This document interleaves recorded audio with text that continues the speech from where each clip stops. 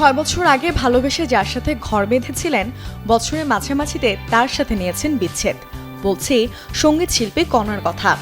স্বামী গোলাম মোহাম্মদ ইফতেখার গহীনের সাথে সম্পর্কে ইতি টানার ঘটনা ছিল বছরের আলোচিত বিচ্ছেদ।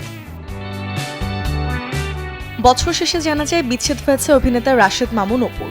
তাও 2, 3, 4 নয়, 6 বছর আগে। ভালোবেসে মমরেনাস মোমের সাথে সংসার বাঁধলেও মতের অমিলে ডিভোর্স হয়েছে তাদের।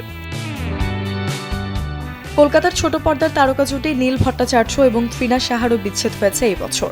সংসার ভেঙেছে সঙ্গীত শিল্পী অনিন্দ্য চট্টোপাধ্যায় এবং মধুজ বন্দ্যোপাধ্যায়ের।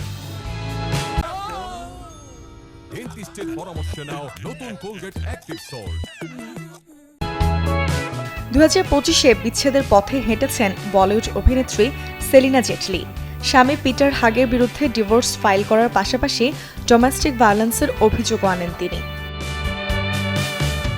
গেল ফেব্রুয়ারিতে বিচ্ছেদ ইস্যুতে খবরের শিরোনাম হন হলিউডের আলোচিত জুটি জেনিফার লোপেজ এবং Benjamin Affleck.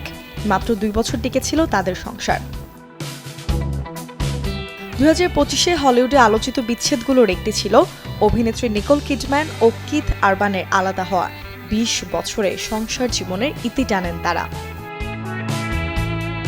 Desk report, channel 24।